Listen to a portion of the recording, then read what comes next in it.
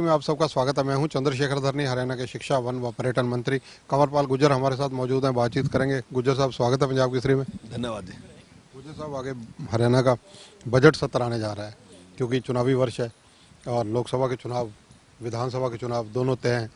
तो ऐसी स्थिति में किस प्रकार के बजट की आप उम्मीद करते हैं? देखिए, हर बजट को माननीय मुख्यमंत्री जो भी प्रस्तुत किया, लोगों की सलाह ली, जनता की भी सलाह ली, जो जनप्रतिनिधि हैं उनकी भी सलाह ली, और जनहित के लिए जो भी बजट अब तक प्रस्तुत किए वो सारे के सारे बजट जो हैं इस प्रकार के जनहित के में लेके आए, जिससे किसान को और गरीब को ज़्यादा से ज़्यादा लाभ हो, महिलाओं को ज़्यादा से ज़्यादा लाभ हो, उसके लिए सारे बजट। और अब की बार का बजट भी जो आएगा वो निश्चित तौर से इसी प्रकार का बजट आएगा।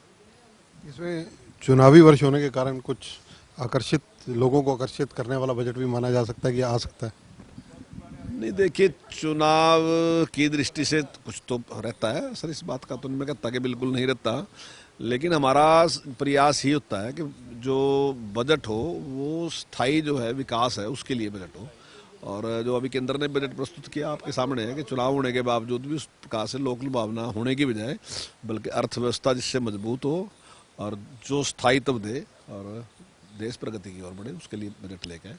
और आने वाला बजट भी इसी प्रकार का बजट रहेगा। जिस प्रकार अतीत में मुख्यमंत्री जी, क्योंकि वित्त मंत्री भी हैं, तो टैक्स फ्री बजट देते रहे हैं, तो इस बार भी उम्मीद हरियाणा की जनता ये करेगी टैक्स फ्री बजट हो सकता है? हाँ, ये तो निश्चित है। अभी तक जितने भी बजट प्रस्तुत हुए वो सारे के सारे टैक्स फ्री थे, और मुझे उम्मीद है कि ये बजट भी उसी प्रकार से टैक्स फ्री शायद रहेगा। अगर किसानों और कमेरे वर्ग की बात करें, क्योंकि आप भी धरती से जुड़े हुए व्यक्ति हैं, तो किसानों और आम आदमी के लिए इसमें किस प्रकार आप सोचते हैं क्या होना चाहिए? देखिए, किसानों के लिए अब तक जितने भी हमने काम किए, मैं समझता हूँ आज तक किसी सरकार ने इस प्रकार के काम नहीं किए। जब अभी बिजली की बात आई थी तो उसमें किसान भी है, मजदूर भी, दूसरे अन्य लोग भी हैं वैसे, पर क्योंकि किसान की संख्या बड़ी है तो उसमें उसकी संख्या बड़ी है, तो उसमें भी सरकार ने एक व्यवस्था की थी कि भाई अगर किसी के बिल रुके हुए हैं तो अगर वो केवल उतना ही बिल भर दें जितना कि उन्होंने बिजली खर्च कर रखी, तो बाकी जो सारा टैक्स है वो हम सारा का सारा माफ़ कर देंगे। तो लोगों ने भी सहयोग दिया और सरकार ने माफ़ किया, और आज उसका परिणाम है कि जो कभी घाटे में चलता था हरियाणा बिजली निगम, आज वो 2,500 करोड़ से ज़्यादा के प्रॉफिट में है। इसी प्रकार से सरकार ने कहा कि भाई अगर आपने लोन लिया था, कोऑपरेटिव सोसाइटी से लोन लिया, और अगर आप किसी कारणवश वो लोन दे नहीं सके तो हम आपको एक मुश्त योजना चलाई है, हम आपको उसके लिए लाभ देते हैं कि आपने जितना पैसा लिया था केवल उतना पैसा वापस कर दें, बाकी सारा जो ब्याज है हम माफ़ कर देंगे। और 1100 करोड़ से ज़्यादा का ब्याज किसान का हमने माफ़ कर दिया। अभी जो फसल किसान की नष्ट हो रही थी उसके बारे में भी सरकार ने जो मदद की, अगर पिछली सरकार का देखें तो 1150 करोड़ रुपये उन्हें सारे दिए 10 साल में, जबकि हमारी सरकार ने 12,000 करोड़ से ज़्यादा किसान को मदद के तौर पे दिया। इसी प्रकार से जो एमएसपी पे खरीद थी, जहाँ पहली सरकारें जो थी वो 3 फसलें खरीदती थी, आज 14 फसलें ऐसी हैं जिसको किसान की खरीदी जा रही, या तो भावांतर भरपाई के थ्रू, जैसे बाजरा है उस पर भावांतर भरपाई दी सरकार ने, और किसान को जितनी एमएसपी थी उससे भी ज़्यादा पैसा मिल गया। ऐसे ही सरकार ने सरसों दूसरी और सूरजमुखी और दूसरी फसलें भी सारी सारी खरीदी। तो ये मैं समझता हूँ किसान के लिए बहुत ही एक वरदान हुआ, साबित हुई। और हमारी सरकार ने जो काम किया, हमारे यहाँ पॉपुलर का काम बड़ा भारी है। आपको ध्यान होगा चौटाला साहब के टाइम में क्या बुरी हालत थी पॉपुलर की, और उसके बाद कांग्रेस के टाइम में भी क्या बुरी हालत रही, लेकिन जब हमारी सरकार आई तो हमने केंद्र से उसके लिए एनजीटी के सामने भी केस रखा, कोर्ट के सामने भी केस रखा।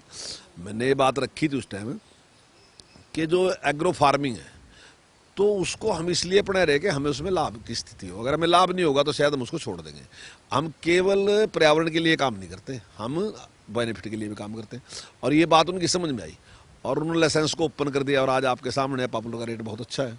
और मैं समझता हूँ कि अगर पिछले टाइम से लगाएं तो अब दुगने से भी ज़्यादा पॉपुलर लगा हुआ है, और आने वाले टाइम में बढ़ता ही बढ़ता जा रहा है पॉपुलर, तो उससे पर्यावरण के लिए भी लाभ है और किसान को भी लाभ है। तो कोई भी क्षेत्र था जहाँ किसान का, तो हमने उसके लिए किया। इसी प्रकार से मजदूर का है, जैसे आयुष्मान है, आयुष्मान केंद्र सरकार ने शुरू किया तो उसमें हमारे 12 लाख परिवार शामिल थे, लेकिन माननीय मुख्यमंत्री जी ने कहा कि जिन लोगों की आमदनी 1,80,000 से कम है उन सारों को देंगे, तो अब 30 लाख परिवार हैं। तो ये जो जितने परिवार बढ़े, 18 लाख परिवार बढ़े, तो उनके लिए सरकार ने व्यवस्था की। अभी सरकार ने एक योजना दी कि भाई कोई भी आदमी गरीब नहीं रहने का हरियाणा में, तो अब की बार का टारगेट रखा है कि 2 लाख परिवारों को हम गरीबी से बाहर निकालेंगे। तो उसमें हमने कहा कि कोई भी गरीब आदमी है, अगर वो है कि कोई अपना काम करना चाहता है तो सरकार उसको लोन देगी, लोन की गारंटी सरकार देगी, लोन का ब्याज भी सरकार ही देगी। बस उस व्यक्ति की जिम्मेदारी है कि पैसे लेके जाए काम करे, मेहनत करे, गरीबी से बाहर निकले और जो राशि उसने लेकर गया वो मूलधन उसका किस्तों में वापस कर देता। तो ऐसी बहुत सी योजनाएं सरकार ने, जैसे अभी जो दयालु योजना चलाई वो भी गरीब के लिए बहुत अच्छी है कि भाई मान लो जो कोई जवान व्यक्ति है उसकी अगर कोई डेथ हैगी तो सरकार ने उसके लिए 5 लाख रुपए की व्यवस्था की कि 5 लाख रुपए सरकार उसको देगी अगर उसकी उम्र 25 से 45 साल है, और अगर 45-60 है तो 3 देगी, और 15 से 25 है तो तुम्हें 3 देगी। तो इससे मैं समझता हूँ कि गरीब के लिए जो जनहित के काम किए वो बहुत आपके राजनीतिक मित्र हैं और नेता प्रतिपक्ष चौधरी भूपेंद्र सिंह हुड्डा, वो तो कह रहे हैं कि हरियाणा को कर्जे में डुबो दिया बीजेपी ने पिछले 9.5 साल में, और ये कर्जा बढ़ाने का बजट है इस बार भी। देखिए, कर्जा बढ़ने का ना जी एक सिस्टम है, और वो कोई हमने नहीं, सेंटर ने निश्चित किया कि भाई आपका बजट कितना है और उसके हिसाब से आप कितना कर्ज ले सकते हैं। तो उसके हिसाब से हमारा बजट ज़्यादा है और हमारा कर्जा बहुत कम है उसके। हमारे पास जो संसाधन है वो ज़्यादा है और हमारे पास कर्जा कम है। ये तो स्वाभाविक ही है कि जब आपका काम बढ़ेगा आपका लोन भी बढ़ेगा। जो आदमी मान लो जी एक काम कर रहा है वो 10 लाख का काम करता है तो 10 लाख में उसकी लिमिट 1 लाख रुपए की है।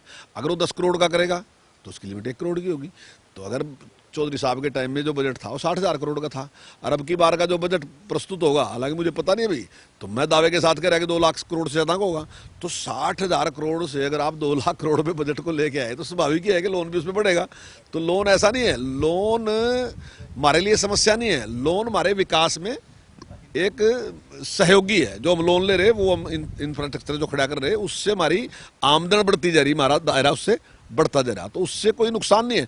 और कोई भी जो आर्थिक विशेषज्ञ है वो इसको नुकसान में नहीं मानता, वो कहता है कि ये अच्छा है, चाहे वित्त मंत्री है और चाहे दूसरे भी। आज तक आपने किसी की भी राय नहीं पड़ी होगी, केवल विपक्ष से तो सुना होगा, लेकिन किसी भी आर्थिक विशेषज्ञ ने आज तक ये बात नहीं कही कि हरियाणा की जो आर्थिक स्थिति है वो ठीक नहीं है। सबने ये कहा कि हरियाणा की स्थिति, आर्थिक स्थिति बहुत बढ़िया है। कांग्रेस विधायक दल की मीटिंग हुड्डा साहब ने बुलाई है, कहते हैं कि बजट सत्र में घेरेंगे बीजेपी को। ये तो देखिए हर बार बुलाते हैं, हर बार कहते हैं घेरने के लिए, और ठीक है उनकी जिम्मेदारी भी है, उन्हें प्रयास करना चाहिए सरकार को घेरने का। मैं ये नहीं कह रहा कि कोई गलत है इसमें, हमारी जिम्मेदारी है कि उनके हर सवाल का जवाब देना, तो जो भी वो सवाल रखेंगे उसका जवाब देंगे। गुज्जर साहब, ये चुनावों से पहले हरियाणा की मनोहर सरकार पार्ट 2 का आखिरी बजट माना जा सकता है हरियाणा पर्यटन विभाग को और सुधारने के लिए, क्योंकि हरियाणा पर्यटन विभाग जो है कभी एशिया में टॉप पे हुआ करता था। अब मैन पावर की कमी और कई सुधार की आवश्यकता इसमें नज़र आती है। आपने पीछे इसको पीपीपी मोड पर भी ले जाने की बात कही थी। इस सारे चीज़ों में कितनी स्पीडअप होगा काम? नहीं, देखिए इसमें नियमों की काफ़ी अड़चन होती है, इतना आसान नहीं होता। हमारा विचार था कि इसको पीपी मोड पे लेके आएंगे, लेकिन अभी उम्मीद है हमें कि जल्दी हम इसमें शुरुआत करेंगे पीपी मोड पे भी। और दूसरा भी हमने जो पर्यटन में यहाँ जो सुधार किए अभी आपके सामने, चाहे वो मोरनी का है, चाहे हथनीकुंड का है, चाहे दमदमा का है, दूसरे और हमने सुधार किए। कुछ ऐसे भी हमारे हैं जो हमने आगे लीज पे दिए भी हैं, जो वेंकटा वाले हमारे उनको भी दिया है लीज पे। तो हमारा प्रयास है, और जिस प्रकार से अभी जो लॉयंस फायरी बनाने की बात है गुड़गांव में, और काफ़ी बड़ा बजट है, 2,000 करोड़ रुपए सेंटर की तरफ से मिल रहा है उसमें खर्च करने के लिए, तो मैं समझता हूँ उससे काफ़ी बड़ा परिवर्तन आएगा। अरविंद केजरीवाल लगातार ईडी की कार्रवाई से कहीं ना कहीं भाग रहे हैं, नोटिस मिलते हैं जाते नहीं।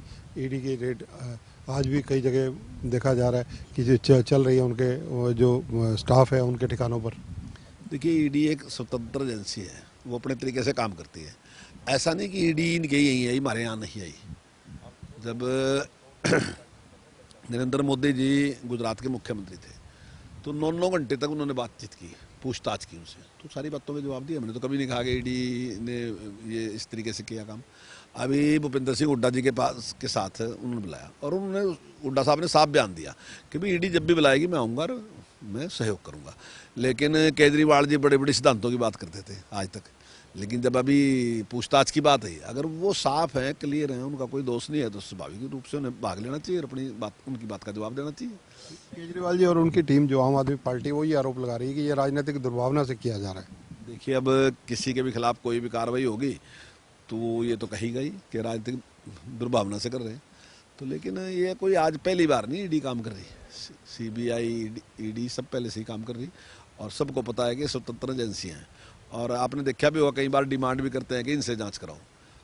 तो आज अगर वो जांच हो रही तो मैं समझता हूँ कि शामिल होना चाहिए। अगर वो निर्दोष हैं तो निर्दोष साबित हो जाएंगे, क्या बात थी। हरियाणा में भी एंटी करप्शन ब्यूरो ने सहकारिता विभाग में काफ़ी बड़ी कार्रवाई की है, 100 करोड़ के करीब का घोटाला पकड़ा है, कई आदमी भी पकड़े हैं। निश्चित तौर से जिस भी अधिकारी ने इस प्रकार का गलत काम किया है तो उसको बिल्कुल नहीं बख्शा जाएगा, बिल्कुल उसके खिलाफ कार्रवाई करेंगे। और माननीय मुख्यमंत्री ने जो जीरो टॉलरेंस की बात कही और उस पर वो काम कर भी रहे, तो मैं नहीं समझता कि कोई भी दुनिया की ताकत उनको बचा सकेगी, बिल्कुल नहीं बख्शा जाएगा उनको। अगर उन्होंने गलत किया तो निश्चित तौर से उनके खिलाफ कार्रवाई होगी। मंत्री जी, आखिरी सवाल, शिक्षा विभाग एक बेस माना जाता है, शिक्षा सबसे बड़ी ज़रूरत है आज की जनरेशन को, जो बच्चे पढ़ेंगे वही आगे देश का नेतृत्व करेंगे, ऐसा माना जाता है। तो शिक्षा के लिए आप किस प्रकार का बजट की उम्मीद हरियाणा के मुख्यमंत्री वित्त मंत्री से कर रहे हैं? देखिए, पिछली बार भी माननीय मुख्यमंत्री जी ने हमें काफ़ी अच्छी राशि आवंटित की थी और उससे पिछली बार भी बहुत अच्छी राशि आवंटित की थी, और इस बार भी मुझे पूरी उम्मीद है कि शिक्षा के लिए में अच्छा बजट मिलेगा और काफ़ी बड़ा काम शिक्षा के क्षेत्र में किया भी है, और आने वाले टाइम में भी और जो अभी और जरूरत है काम करने की तो निश्चित तौर से काम करेंगे। धन्यवाद। तो ये हैं कंवरपाल गुर्जर, हरियाणा के शिक्षा, वन व पर्यटन मंत्री। इनका कहना है कि ये ईडी सीबीआई इनकी कार्रवाई तो नरेंद्र मोदी जी ने भी फेस की थी जब कांग्रेस सत्ता में हुआ करती थी। आज चाहे अरविंद केजरीवाल हों या कांग्रेस के नेता हों, इन कार्रवाइयों से भाग क्यों रहे हैं? आज जो ये आरोप लगा रहे हैं राजनीतिक दुर्भावना का, ये गलत है, क्योंकि ये स्वतंत्र एजेंसी हैं और निष्पक्ष रूप से कार्रवाई करती हैं। बजट किस प्रकार का हो, उस मुद्दे पर भी इन्होंने कई प्रकार की चर्चाएँ हमसे की। कैमरामैन संजय सिंह के साथ चंद्रशेखर धरनी, पंजाब केसरी टीवी, चंडीगढ़। हमसे जुड़े रहने के लिए हमारे YouTube चैनल को सब्सक्राइब करें और नई वीडियो की नोटिफिकेशन के लिए बेल आइकॉन को दबाएं। अगर आप ये वीडियो Facebook पर देख रहे हैं तो लाइक जरूर करें और ज्यादा से ज्यादा शेयर करें। धन्यवाद।